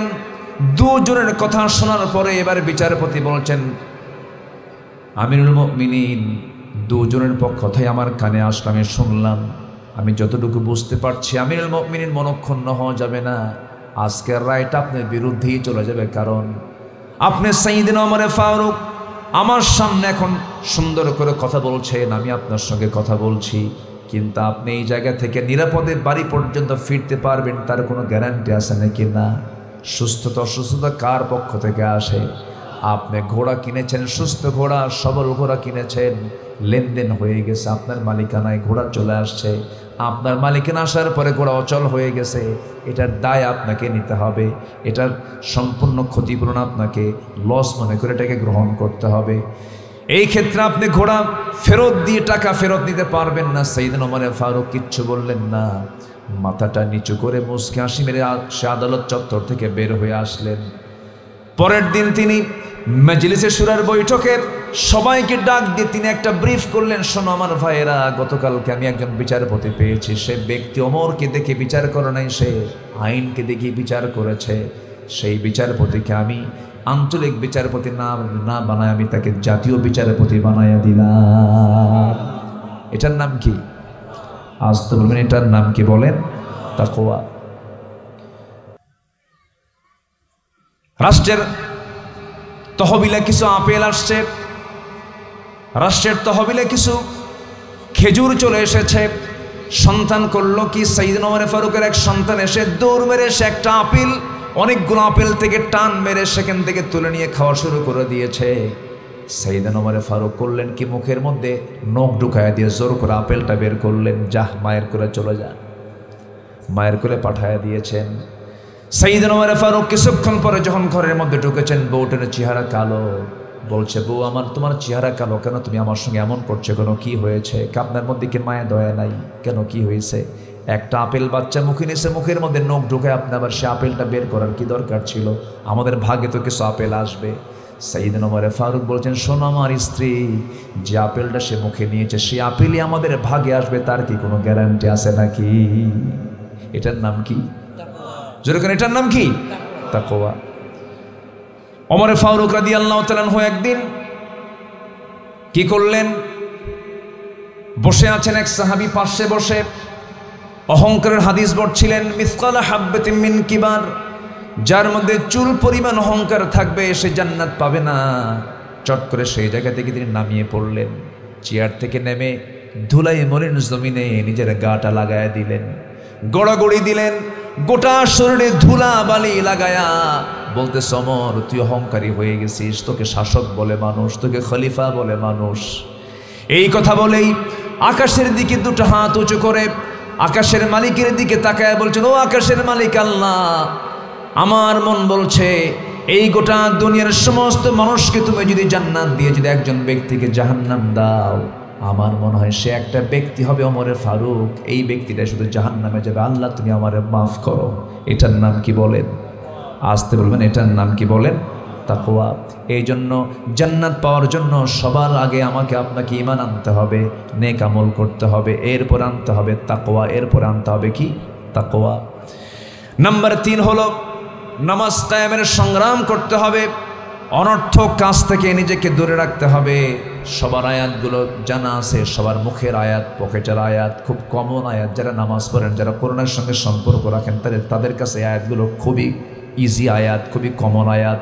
যারা পারেন ঠোঁট মিলিয়ে বলুন, قد أفلح المؤمنون الذين هم في صلاتهم خاشعون والذين هم عن اللغو معرضون والذين هم للزكاة فاعلون والذين هم لفروجهم حافظون إلا على أزواجهم أو ما ملكت أيمانهم فإنهم غير ملومين। জোরে বলুন আল্লাহু আকবার। জান্নাতে যাওয়ার শর্ত হলো নামাজ কায়েমের সংগ্রাম করতে হবে। নামাজ কায়েমের সংগ্রাম করতে গেলে একা দরকার না, সবাইকে নিয়ে দরকার। একটা টিম দরকার, একটা সংঘবদ্ধ শক্তি দরকার, একজন নেতা দরকার, একটা দল দরকার, ঠিক কি না? সেই দলটা হবে কার দল? বিড়ি খাওয়া দল, বেনামাজি দল, দুনিয়ার আইন প্রতিষ্ঠা করা দল। আমরা কার আইন প্রতিষ্ঠা করতে চাই? আসতে বলবেন না, কার আইন প্রতিষ্ঠা করতে চাই? 53 বছর দেশ স্বাধীন হয়েছে। কেউ 16 বছর রাষ্ট্র চালিয়েছেন, কেউ 25 বছর, কেউ 9 বছর, কেয়ারটেকার গভর্নমেন্টটা কয়েক বছর। সব দেখা তো শেষ করে দিলাম। কেউ নামাজের বিল সংসদে আনে নাই, কেউ নামাজ কায়েমের সংগ্রামের কথা বলে নাই। অতএব আগামীর সরকার আমরা দেখতে চাই নামাজের সরকার। নারী সংস্কারের নামে পতিতাবৃত্তিকে যারা শ্রমের আওতায় আনতে চান, এটা নারীর প্রতিষ্ঠা নয়, নারীর সম্মান ধ্বংস করার পরিকল্পনা এগুলো। আমার মা পতিতাবৃত্তি করুক, এটাকে আমরা চাই? আমার মাদের সম্পর্ক আমরা দেখতে চাই বৈধ না অবৈধ? বলেন, তাদের সম্পর্ক হবে দৈহিক সম্পর্ক আমরা দেখতে চাই বৈধ না অবৈধ? বৈধ। পতিতাবৃত্তিকে শ্রমের আওতায় নিয়ে সেই ষড়যন্ত্রগুলো করা হচ্ছে। পশ্চিমাদের কোনো উস্কানিতে আমরা কান দেব না। আমরা সুস্পষ্ট ভাষায় জানান দিতে চাই, নারীর যে প্রকৃত অধিকার একমাত্র ইসলাম দিয়েছে। ইসলাম যে অধিকার দিয়েছে এর চাইতে বাড়াবাড়ি যারাই করবে অবশ্যই তাদেরকে আমাদের দেখে নিতে হবে। নারীর অধিকার প্রতিষ্ঠার জন্য আমাদের মাঠে ময়দানে কাজ করতে হবে। সবাই রাজি আছেন কিনা ইনশাআল্লাহ? আল্লাহ কবুল করুন, জোরে বলে আমিন। সম্মানিত ভাইয়েরা, নামাজ কায়েম করতে হবে। এরপর লজ্জাস্থানের হেফাজত করতে হবে। অনর্থক কথা মুখ থেকে বের করা যাবে না। আজে বাজে কোনো কথা ইমানদার মুখ থেকে বের করে না। ইমানদার যা বলবে অকাজের কথা না কাজের কথা। বলেন বলেন বলেন বলেন, অপ্রয়োজনীয় না প্রয়োজনীয়, অর্থবোধক না অনর্থক? অর্থবোধক কথা ইমানদার তার মুখ থেকে বের করবে। আজে বাজে কোনো কথা তার মুখ থেকে কখনো বের হতে পারে না। আমার বন্ধুগণ, যাকাতটা যারা ঠিক মতো আদায় করবে, ওয়াদা যারা ঠিক রাখবে, আমানত যারা ঠিক রাখবে, সর্বশেষ আল্লাহ রাব্বুল আলামিন সূরা মুমিনুনের মধ্যে সুন্দর করে বলছেন 7 নম্বর কাজ হলো ওয়াল্লাযীনা হুম على صلواتهم يحافظون أولئك هم الوارثون الذين يرثون الفردوس هم فيها خالدون জোরে বলুন আল্লাহু আকবার আরো জোরে আল্লাহু আকবার এই গুণগুলো অর্জন করবে যে জান্নাত বুঝে নেবে কার কাছ থেকে আসতে বলবেন না কার কাছ থেকে আল্লাহর কাছ থেকে অনর্থক কোনো কথা বলা যাবে না বাহুদা কোনো কথা বলা যাবে না অনর্থক কোনো গীবতের দিকে যাওয়া যাবে না কারো সম্মান নিয়ে ঠেলাঠেলি করা যাবে না যে ব্যক্তি কারো সম্মান নিয়ে ঠেলবে আল্লাহ তাকে বেইজ্জত করবে আল্লাহ বেইজ্জত করেন নাই সাইদির ব্যাপারে আল্লামা সাইদির ব্যাপারে বলা হলো উনি নাকি ধর্ষণ করেছেন উনি নাকি মানুষের বাড়িতে আগুন দিয়েছেন এ তো শয়তানও বিশ্বাস করবে আপনাদের পাশেই তো বাড়ি তার পাশে বাড়ি না পাশেই তো বাড়ি পিরোজপুর আর মোড়েলগঞ্জ তো পাশাপাশি ওনার বাড়ি আর মোড়েলগঞ্জ একদম সাথে লাগানো আমি গেছি মোড়েলগঞ্জের মাহফিলে শুনলাম পাড়ের হাট থেকে লোক আসছে পাড়ের হাটকে এখানে কেমন আসলো হুজুর বাড়ি তো আমাদেরই পাশে একদম পাশাপাশি সম্মানিত ভাইয়েরা এই জাতীয় ষড়যন্ত্র আগের থেকেই একজন নবী ছিলেন খুব রাগী নবী ছিলেন যে নবী আল্লাহর সঙ্গে ডাইরেক্ট কথা বলতেন বলেন কোন নবী মুসা আলাইহিস সালামের বিরুদ্ধে কত ষড়যন্ত্র ফেরাউনরা করেছে কত প্ল্যান করেছে মুসা আলাইহিস সালাম একদিন শুনতে পেলেন তার বিরুদ্ধে ফেরাউন একটা কুৎসা রটনা করেছে গোটা দেশে ছড়িয়ে দিয়েছে কি ছড়িয়ে দিয়েছে মুসা আলাইহিস সালামের ব্যাপারে ফেরাউন বলে ফেললো যে মুসার শারীরিক ত্রুটি আছে সে আল্লাহর নবী হয় কেমনে শারীরিক ত্রুটিওয়ালা লোককে আল্লাহর নবী হয় কি শারীরিক ত্রুটি বললো যে মুসার এক শিরা ব্যারাম হয়েছে যেরকম নাউজুবিল্লাহ এটা এলাকায় কি বলে এটা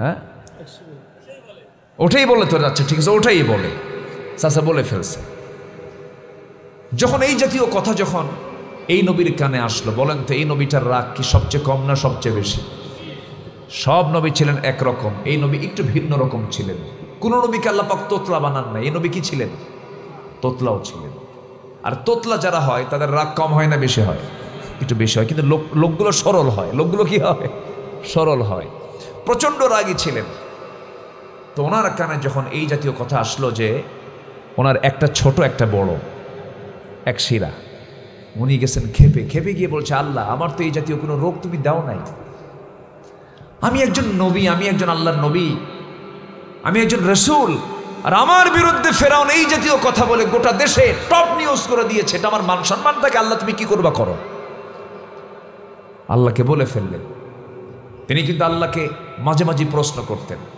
যখন যা মনে হতো তাই প্রশ্ন করতেন মানে কথার চান্স পাইলে কথার ছাড়তেন না জোরকান সুবহানাল্লাহ কোরআনে কত কথা আসছে তাকে নিয়ে পাতায় পাতায় মুসার নাম আসানা নাই বলেন তো আছে খুব মানে একজন মডেল নবী ছিলেন কি নবী ছিলেন বলেন মডেল নবী আদর্শের নবী ছিলেন দাওয়াত দিতে হয় কেমনে সেই পদ্ধতি তিনি শিখিয়েছেন ইযহাব ইলা ফিরআউনা ইন্নাহু তাগা চলে গেছেন ফেরাউনকে কালিমার দাওয়াত দিতে দাওয়াত দেওয়ার পথই বলছেন আল্লাহ আমি তো দাওয়াত দিতে যাচ্ছি তুমি আমাকে বললা কিন্তু আমার তো জিহ্বাই অসল জিহ্বা ঠিক নাই জিহ্বাটা তুমি আল্লাহ ঠিক করে দাও আল্লাহ বললেন তোমার জিহ্বা আমি ঠিক করে দিলাম বলো রব্বিশরাহ লি সাদরি ওয়া ইয়াসসির লি আমরি সুন্দর করে দোয়াটা শিখে নিলেন কালিমার দাওয়াত দিতে গেছেন আল্লাহ বললেন যে মুসা দাওয়াত তো দিতে যাচ্ছ একটু নরম সুরে কালিমার দাওয়াত দিও আল্লাহ নরম সুরের কথা যদি আমাকে বলো আমার তো হবে না আমার তো গরম সুর তুমি যদি নরম সুরের কথা বলো আমার ভাই আমার বড় ভাই হারুন সে আমার চাইতে হুয়া আফসাহু মিন্নি সে আমার চাইতে সুন্দর করে কথা বলতে পারে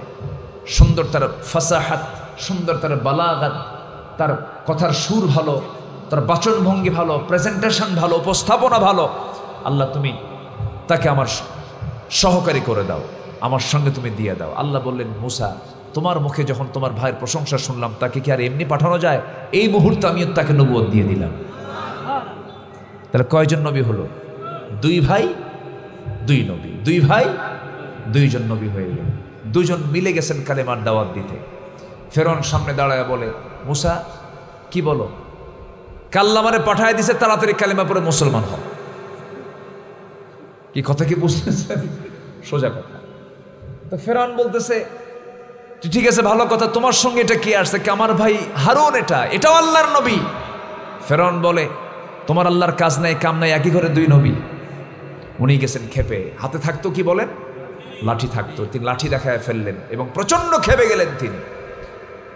সেই নবীর বিরুদ্ধে ফেরাউন যখন এই একটা শারীরিক ত্রুটির কথা যখন সে বলে ফেললো, তিনি এটাকে আল্লাহর কাছে বলে ফেলেন, আল্লাহ তুমি এটার বিচারটা তুমি করে দাও। আল্লাহ সময় নিলেন না, ক্ষেপণও করলেন না, বললেন মুসা আমি সম্পূর্ণ প্র্যাকটিক্যাল তোমাকে দেখায় দেবো, যাও। যেরকম সুবহানাল্লাহ। মুসা আলাইহিস সালাম একদিন গোসল করার জন্য তিনি পানিতে নামলেন। সেই দিন বিকল্প কোনো তার পায়জামা ছিল না, লুঙ্গি ছিল না। ওই যে লুঙ্গি তিনি পরবেন, ওই লুঙ্গিটাই তার পরনে ছিল। তিনি গোসল করবেন, বিকল্প কোনো কাপড় না থাকার কারণে ওই লুঙ্গিটা করলেন কি, একটা পাথরের উপরে রেখে দিলেন। পাথরের উপরে রেখে দিয়ে তিনি পানির মধ্যে নামলেন, গোসলটা করলেন। গোসল করার পরে তিনি চিন্তা করেন, গোসলটা করে তিনি আবার সেই লুঙ্গিটাই পরবেন। লুঙ্গি পাথরের উপরে রেখে যখন গোসল করা তিনি শুরু করেছেন, গোসল করা শেষের পরে যখন তিনি লুঙ্গিটা পরে যখন লুঙ্গিটা নিয়ে যখন আবার তিনি পরিধান করবেন, এমন সময় আল্লাহ পাথরকে অর্ডার করলেন, পাথর মুসার লুঙ্গি নিয়ে আমার দৌড়।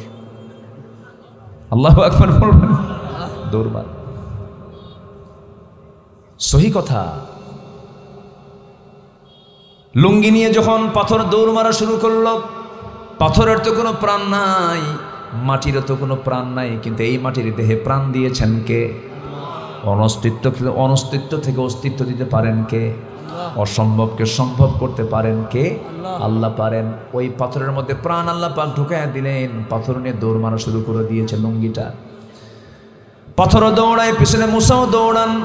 আল্লাহ রাব্বুল আলামিন তার স্মৃতি থেকে তিনি যে উলঙ্গ, এই কথা ভুলে দিয়েছেন, তিনি উলঙ্গ হয়ে আছেন, এটা তার মনেই নাই। হাতের মধ্যে লাঠি, তিনি সেই লুঙ্গিটা নেওয়ার জন্য পাথরের পেছনে দৌড়াচ্ছেন। পাথরও দৌড়ায়, নবীও দৌড়ান। দৌড়াতে গিয়ে ওই পাথর গিয়ে আল্লাহ পাক তাকে অর্ডার দিয়েছেন, পাথর তুই এই লুঙ্গিটা নিয়ে সোজা ফেরাউনের দরবারে যাবি। কার দরবারে? ফেরাউনের দরবারে চলে গেছে। ফেরাউন তার মন্ত্রী পরিষদ নিয়ে বিশাল বৈঠকে বসে গেছে, সব মন্ত্রীর সামনে হাজির। এইদিকে পাথরটা ওই লুঙ্গিটা বহন করে সোজা চলে গেছে ফেরাউনের সামনে, সামনের কাছাকাছি চলে গেছে। মুসা আলাইহিস সালাম পিছে এসে এবার থেমে গেছে পাথর। লুঙ্গিটা হাত দিয়েছেন, কিন্তু এই দিকে ফেরাউন নিচের দিকে তাকায় দেখে অস্ত্রপাতি সব ঠিক আছে। আল্লাহু আকবার বলুন না, জোরে কোন আল্লাহু আকবার। ফেরাউন চেয়েছিল আল্লাহর পয়গম্বরকে জাতির সামনে খাটো করা, কিন্তু আল্লাহ তাআলা মুসা আলাইহিস সালামকে জাতির সামনে ক্লিয়ার করে দিলেন যে আমার মুসার কোনো সমস্যা নাই। 16 বছর পর জাতির সামনে সব আল্লাহ ক্লিয়ার করে দিয়েছেন, সব জালিম হলো ওরা, আলেমদের কোনো দোষ নাই। ঠিক কি না? আল্লাহ আছেন না নাই? মুরব্বীরা বলতো ও না মরা পর্যন্ত পায় নাই, বলতো না? কিন্তু মরা লাগছে, তাজাই আছে। কিন্তু দেশে আছে না দিল্লি আছে? দেশে আছে না দিল্লি আছে? দিল্লি। দেখেন 25 বছর আগে আল্লামা সাইদি বলতে পারতেন লন্ডনে চলে যাবে, সেখানে তার বোনের বাড়ি আছে, ভাগ্নির বাড়ি আছে। বিআই বাড়ি হলো আমেরিকা চলে যাবে। তার বিআই বাড়ি বললো না, বোনের বাড়ি বললো না, বললো কি মামু বাড়ি দিল্লি। এখন গেছে কোথায়? দিল্লি। সম্মানিত ভাইয়েরা, আমরা কি সবাই জান্নাত পেতে চাই? জান্নাতে যাওয়ার জন্য 15টা করণীয় কাজ আমরা এতক্ষণে শিখে নিলাম। হলো নাম্বার 1 হলো ঈমান আনা, নেক আমল করা। নাম্বার 2 তাকওয়া অবলম্বন করা। নাম্বার 3 হচ্ছে নামাজ কায়েম এবং অনর্থক কাজ থেকে নিজেকে বিরত রাখা। নাম্বার 4 হলো রোজা পালন করা। ফরজ রোজা কয় মাস? আর নফল রোজা সারা বছর। বলেন সারা বছর। সারা বছরের মধ্যে নির্দিষ্ট দিন ছাড়া যদি কেউ সারা বছর রোজা রাখে তাতে কোনো বাধা নাই।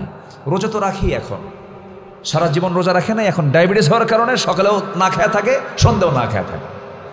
কি ঠিক কিনা বলেন?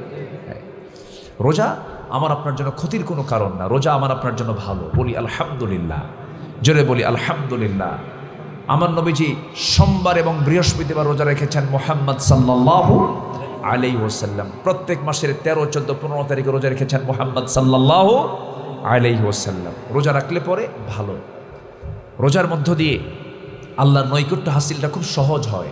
নামাজ দেখা যায়, হজ দেখা যায়, আলহাজ নামাজ দেখা যায়, সেক্রেটারি সাহেব নামাজি, দান করলে শোনা যায় লোকটা দান করে, দেখা যায়, দানবীর দেখানো যায়, নামাজ দেখানো যায়, হজ দেখানো যায়, রোজা আসতে কয় দেখানো যায়, দেখানো যায় না। কেন দেখানো যায় না? এটা এমন একটা ইবাদত, পৃথিবীর কোনো লোকের সঙ্গে এটার সম্পর্ক নাই।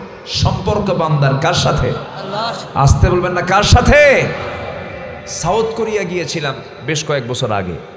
ওই দেশের মানুষ হলো বৌদ্ধ ধর্মের অনুসারী বেশি, বিশেষ করে এশিয়ার ভিতরে বৌদ্ধ লোক বেশি। এশিয়া ধরেন, চায়না ধরেন, চীন, জাপান, তাইওয়ান, কোরিয়া, তারপরে থাইল্যান্ড, ভিয়েতনাম, এগুলো সব হচ্ছে মানে বৌদ্ধ, মানে বুদ্ধিস্টের অনুসারী তারা। এবং গোটা পৃথিবীতে যত ধর্ম আছে, ফার্স্ট যে ধর্মের লোক সবচেয়ে বেশি পৃথিবীতে সেটা হচ্ছে বৌদ্ধ ধর্মের লোক বেশি। তো আমি সাউথ কোরিয়া গেলাম, এক প্রবাসী আমার দেশেরই মানুষ, তো ওনার সঙ্গে গল্প করতেন। উনি আমাকে বলেন, ভাই আমার এক মালিক, আমি যার অধীনে চাকরি করি, রমজান মাসে আমি রোজা আছি, সে রোজা বোঝে না। তো রোজার দিন দুপুরবেলা আমাকে হাতে পানি ধরাইয়া বলে, পানি খা, তোর চেহারা তো শুকায় গেছে। বললাম, ভাই আমি তো রোজা আছি, আমি পানি খেতে পারবো না। রোজা কি? কে না খেয়ে থাকা। কেন না খেয়ে থাকা? আল্লাহ আমাকে মানা করছে। তোর আল্লাহ কে? আমার আল্লাহ মানা করছে, মানা করার কারণে খাই না। মানা করছে ভালো কথা, তো পানিটা নিয়ে লুকায় খা। কি কথা কি বুঝতেছেন? তো বলতেছে, দেখেন আমার আল্লাহ তো এমন আল্লাহ যে এই প্রকাশ্যও দেখে আবার লুকায় খেলেও দেখে। কি তাই? হ্যাঁ, আমার আল্লাহ এমন আল্লাহ যিনি আড়ালেও দেখেন, আবার প্রকাশ্যও দেখেন, আলোতেও দেখেন, অন্ধকারও দেখেন। সে আল্লাহর ভয় আমি রোজা আছি, আমি অন্ধকারে খেতে পারবো না। তো এই কথা বলার পরে ওই বৌদ্ধটা তাকে বলতেছে, তাহলে তো তোমরা খুব ভালো মানুষ। কেন? তোমরা যে আল্লাহর ভয়ে অন্ধকারেও খাও না, আলোতেও খাও না, প্রকাশ্যেও খাও না, গোপনেও খাও না, তোমরা তো অনেক ভালো মানুষ, তোমরা আল্লাহকে ভয় করো। তাহলে আমার বিশ্বাস তোমার দেশের মানুষের মতো গোটা পৃথিবীতে আর এরকম মানুষ খুঁজে পাওয়া যাবে না। তোমার দেশের মানুষ সবচাইতে ভালো, ওরা চুরি করে না। কি আমার কথা কি বুঝতেছেন আপনারা? তাহলে কি আমার দেশে রোজার কি বাস্তবতা আছে? ওই বুদ্ধিস্ট, ওই বৌদ্ধের যে ধারণা, ওই ধারণার ফলাফল কি আমার দেশের রোজাদারদের মধ্যে আছে? আমি এই জীবনে প্রথম, আমার জীবনে এই প্রথম রমজান মাসে আমি খাদ্য সামগ্রীর দাম কম পেয়েছি, এই প্রথম। আমার বুদ্ধি বয়সে আমি দেখি নাই যে পেঁয়াজির মাসে পেঁয়াজের দাম এত কম থাকে। সবচেয়ে পেঁয়াজের ব্যবহার কোন মাসে হয়? সবচেয়ে পেঁয়াজের দাম কোন মাসে গেছে? বা রমজান মাসে। একজন দেশ চালাচ্ছে, যদিও তিনি ইসলামী ব্যক্তিত্ব নন, কিন্তু নামটা খুব বরকতের নাম। যখন কেউ বিপদে পড়ে তখন তার নাম, তখন সে দোয়ার নাম কি বলেন? বলেন বলেন বলেন বলেন। দেশ কেটে বিপদে পড়ছিল না, সেই বিপদে আমরা কোন দোয়া পড়ছি? আবার আসছে কে?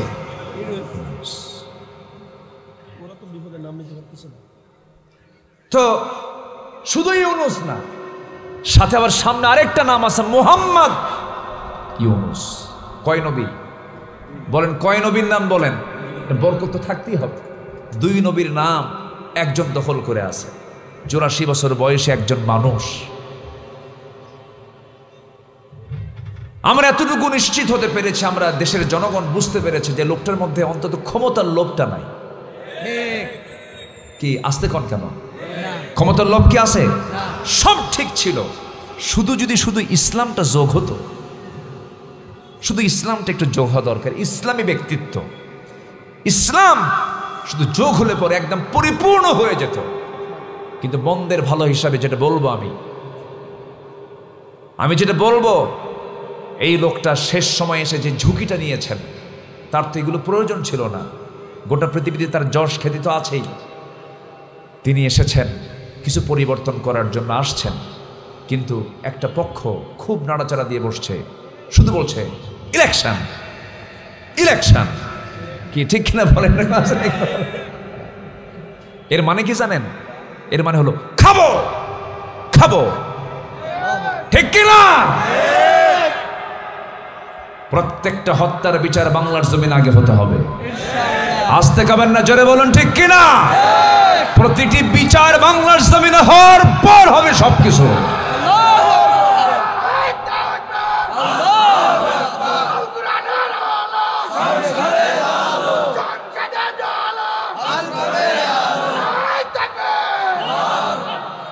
আল্লাহ কবুল করুন, জোরে বলি আমিন।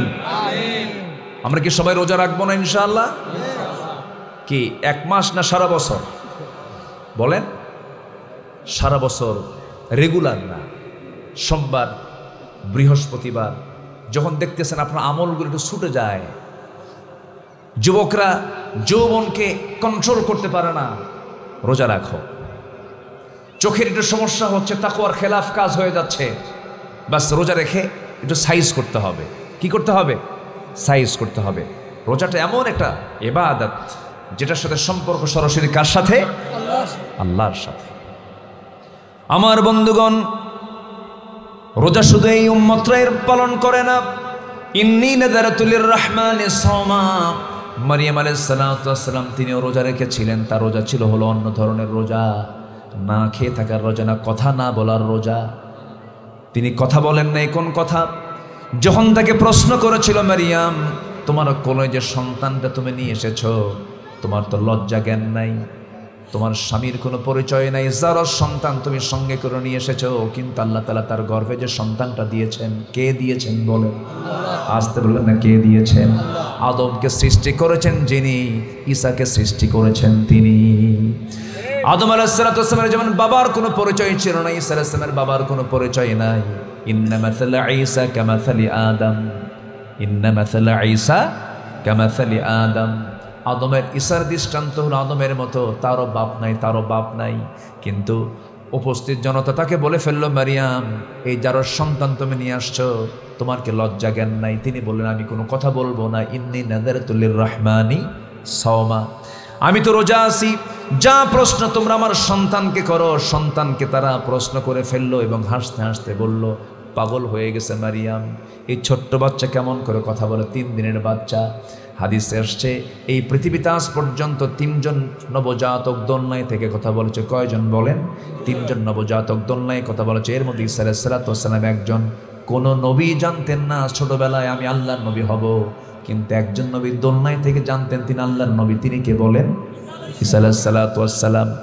যখন তাকে প্রশ্ন করা হলো, এই সন্তান তোর মা তোকে প্রশ্ন করছে, তোর মা তোর সঙ্গে কথা বলতে বলে, তোর পরিচয়টা কি তুই বলে দে। দোলনা থেকে ছোট্ট শিশু 3 দিনের বাচ্চা জবাব দিচ্ছেন, ক্বালা ইন্নী আবদুল্লাহি আতানিয়াল কিতাব ওয়া জাআলানি নাবিয়্যা। আমি হলাম আল্লাহর গোলাম, আল্লাহ পাক আমাকে ইনজিল কিতাব দান করেছেন, আমি হলাম আল্লাহর নবী। আমার মা হচ্ছে নবীর মা, খবরদার নবীর মার সঙ্গে তোমরা বেয়াদবি করো না। ইন্নী নাযারাতু লিররহমানি সাওম, আমি রোজাদার। অতএব রোজাটা হলো অনেক আগের বিষয়। মিন ক্বাবলিকুম লাআল্লাকুম তাত্তাকুন, এই বিষয়গুলো আমরা রেগুলার রাখার চেষ্টা করব। সমস্ত ইবাদতগুলোকে আমরা কন্টিনিউ করার চেষ্টা করব। নাম্বার 5 হলো জান্নাত পাওয়ার জন্য রবের প্রতি তাওয়াক্কুল করা, মেনে নেওয়া। রবের প্রতি ভরসা যার যত বেশি থাকবে, তার জান্নাত তত নিকটবর্তী হয়ে যাবে। ওয়া মান ইয়াতাওয়াক্কাল আলাল্লাহ ফাহুয়া হাসবুহ, যে ব্যক্তি আল্লাহর প্রতি ভরসা করবে, আল্লাহই তার জন্য যথেষ্ট। জোরে বলি সুবহানাল্লাহ। আল্লাযীনা সাবারু ওয়া আলা রাব্বিহিম ইয়াতাওয়াক্কালুন ওয়াল্লাযীনা ইসতামিউনাল কাওলা ফায়াত্তাবিউনা আহসানাহু উলাইকাল্লাযীনা হাদাহুমুল্লাহ ওয়া উলাইকা হুম উলুল আলবাব। জোরে বলুন আল্লাহু আকবার। নাম্বার 6 হলো আল্লাহর জন্য সম্পদ ব্যয় করা। কার জন্য বলেন? আল্লাহর জন্য। মাসালুল্লাযীনা ইউনফিকুনা আমওয়ালাহুম ফি সাবিলিল্লাহি কামাসালি হাববাতিন আনবাতাত সাবআ সানাবিলা ফি কুল্লি সুনবুলাতিন মিআতু হাব্বাহ ওয়াল্লাহু ইউদাঈফু লিমান ইয়াশা ওয়াল্লাহু ওয়াসিউন আলীম। জোরে বলুন আল্লাহু আকবার। দান করবে যে জান্নাত পাবে, সে দান করব আমরা কার পথে? আসতে বলবেন না কার পথে? একই ব্যক্তি মাহফিল কমিটির সভাপতি, আবার যাত্রা কমিটির সভাপতি, যাত্রাতেও দান করে, মাহফিলও দান করে। এমন চান্দাবাজ নেতা আছে না নাই? বলেন আসতে বলবেন না আছে না নাই? এগুলো এখন আমাদের মাথায় রাখতে হবে। বহু চ্যালেঞ্জ সামনে ফেস করতে হবে আমাকে আপনাকে। মন্দকে প্রতিহত করতে হবে। নাম্বার 7 হলো মন্দকে প্রতিহত করে ভালোকে প্রতিষ্ঠা করতে হবে। এটাও জান্নাতের পথ। ওয়াল্লাযীনা সাবারু ইবতিগাআ ওয়াজহি রাব্বিহিম ওয়া আকামুস সালাতা ওয়া আনফাকু মিম্মা রাযাকনাহুম সিররাও ওয়া আলানিয়াহ ওয়া ইয়াদরাউনা বিল হাসানাতিস সাইয়্যিআহ উলাইকা লাহুম উকবাত দার। জোরে বলুন আল্লাহু আকবার। নাম্বার 8 হলো শিরিক থেকে দূরে থাকতে হবে। ইন্নাহু মান ইউশরিক বিল্লাহি ফাকাদ হারামাল্লাহু আলাইহিল জান্নাহ ওয়া মাআওয়াহুন নার। জোরে বলুন আল্লাহু আকবার। নাম্বার 9 হলো আল্লাহর জন্য ধৈর্য ধারণ করতে হবে। ইন্নামা ইউওয়াফাস সাবিরুনা আজরাহুম বিগাইরি হিসাব। জোরে বলুন আল্লাহু আকবার। নাম্বার 10 হলো তওবা করতে হবে, আল্লাহর দিকে ফিরে আসতে হবে। যে বান্দা তওবা করে, আত-তাইবু মিনাজ যামবি কামান লা যামবা লাহ, যার তওবা কবুল হয়ে যায়, রাসূল বলেছেন তার জীবনের আগের জীবনের সমস্ত গুনাহগুলো মাফ হয়ে যায়। ইল্লা মান তাবা ওয়া আমানা ওয়া আমিলা সালিহান ফাউলাইকা ইয়াদখুলুনাল জান্নাতা ওয়া লা ইউযলামুনা শাইআ। জোরে বলুন আল্লাহু আকবার। সূরা মারইয়াম 60 নম্বর আয়াত। আবার সূরা ফুরকানে বলছেন ইল্লা মান তাবা ওয়া আমানা ওয়া আমিলা সালিহান ফাউলাইকা ইউবাদদিলুল্লাহু সাইয়্যাতিহিম হাসানাত। জোরে বলুন আল্লাহু আকবার। যে ব্যক্তি তওবা করবে, নেক আমল করবে, ফিরে আসবে, আল্লাহ রাব্বুল আলামিন বলেন আমি তার সারা জীবনের অর্জিত যত সাইয়্যাতগুলো আছে, যত গুনাহগুলো আছে, সমস্ত গুনাহগুলো পাল্টায়া সওয়াব বানায়া দেব। জোরে কোন সুবহানাল্লাহ। তওবার ফলাফলটা কত কত বরকতের, আল্লাহু আকবার বলেন। তওবা করব কার কাছে? মানুষের দল করেছে, এখন থেকে দল করব কার? চুরি করেছি করব না, জেনা করেছে জেনার দিকে যাব না, মানুষের হক নষ্ট করেছে আর হক নষ্ট করব না, জুলুম করেছে আর জুলুমের দিকে যাব না, শিরিক করেছে শিরিকের দিকে যাব না, ব্যবসায় ভেজাল করেছে আর ভেজাল করতে যাব না। এই সমস্ত কাজগুলোকে যদি বন্ধ করে একদম যদি ইখলাসের সাথে যদি কোনো বান্দা তওবা করে ফিরে আসে, আমার বন্ধুরা আমি একটা প্রশ্ন করব। বাপের 4টা ছেলে, এই 4টা ছেলের মধ্যে 3টা ছেলেটা খুব ভালো, কিন্তু একটা ছেলে খুব দুষ্ট। বাপ মার নজর কার দিকে থাকে? বলেন বলেন বলেন বলেন, কার দিকে থাকে? ওই 3টার কোনো খবর রাখে না। বাপ মা শুধু ওই নজরটাই রাখে, ওই ছোট দুষ্ট ছেলেটা কখন ভালো হয়ে যাবে, বারবার আল্লাহর কাছে চায়। আর আল্লাহকে বলে আল্লাহ আমার দুষ্ট ছেলেটাকে ভালো করে দাও। বান্দার মধ্যে যে সমস্ত বান্দাগুলো একটু বেশি দুষ্ট হয়, আল্লাহ পাক শুধু পেরেশান হন, ওই বান্দাটা কখন তওবা করে আমার পথে ফিরে আসবে, তওবা করে আমার পথে কখন ফিরে আসবি। যখন কোনো বান্দা তওবা করে আল্লাহর পথে ফিরে আসে, 1 পা গায়, আল্লাহ তার দিকে 10 পা গান। বান্দা হেঁটে হেঁটে আসে, আল্লাহ তার দিকে দৌড়ে দৌড়ে যান। আল্লাহু আকবার বলেন। আল্লাহর টার্গেট হলো বান্দাকে কি দেওয়া? জাহান্নাম দেওয়া না জান্নাত দেওয়া? বলেন বলেন বলেন, কি দেওয়া? জান্নাত। তওবা করব কার কাছে? আল্লাহর কাছে। 99টা খুন করার পরে ভালো হওয়ার জন্য একজন আল্লাহওয়ালার কাছে গেছে, ও আল্লাহওয়ালা আমি ভালো হতে চাই, 99টা খুন করছে, আমি কি ভালো হতে পারবো নাকি? আল্লাহ আমাকে মাফ করবেন না? মাফ করবে না। জবা করছে, পূরণ করলো কতগুলো? 100টা। এরপর অনুশোচনা হলো, আরেকজন বান্দার কাছে গিয়ে বললো ভাই আমি তো এতগুলো মার্ডার করে ফেলছি, আমি কি বাঁচবো নাকি? আমি কি আল্লাহর কাছে মাফ পাবো নাকি? হ্যাঁ পাবে। তুমি এলাকায় থাকো না, ওই এলাকায় ভালো মানুষের বসবাস আছে। সহিহ হাদিস, এটা একদম বুখারীর হাদিস। যাও তুমি ওই জনপদে চলে যাও। ইখলাসের সাথে তওবা করে নিল, রওনা হলো, মাঝপথে দুনিয়া থেকে বিদায় হয়ে গেল। আযাবের ফেরেশতা, কি আযাবের ফেরেশতা হাজির হলো, আবার ভালো ফেরেশতা হাজির হলো, রহমতের ফেরেশতা হাজির হলো, জান্নাতের ফেরেশতা, জাহান্নামের ফেরেশতা হাজির হয়ে গেছে। সামনে দুজন বাকবিতণ্ডা শুরু করে দিয়েছে, বলতেছে এটা আমার, বলতেছে এটা আমার।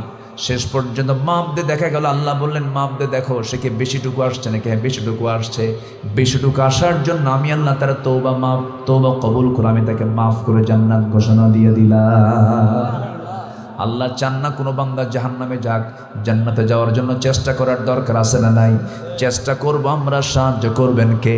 ওয়াল্লাযীনা জাহাদু ফীনা লানাহদিয়ান্নাহুম সুবুলানা। আমার পথে যে আসার জন্য চেষ্টা করে, সাবিল এক বচন, সুবুল বহু বচন, আমি তার জন্য একটা রাস্তা নয় অসংখ্য রাস্তা আমি তার জন্য খুলে দেই। আল্লাহু আকবার বলে। তওবা করব কার কাছে? আল্লাহর কাছে। নাম্বার 11 হলো জান্নাতে যাওয়ার জন্য 15 কাজ।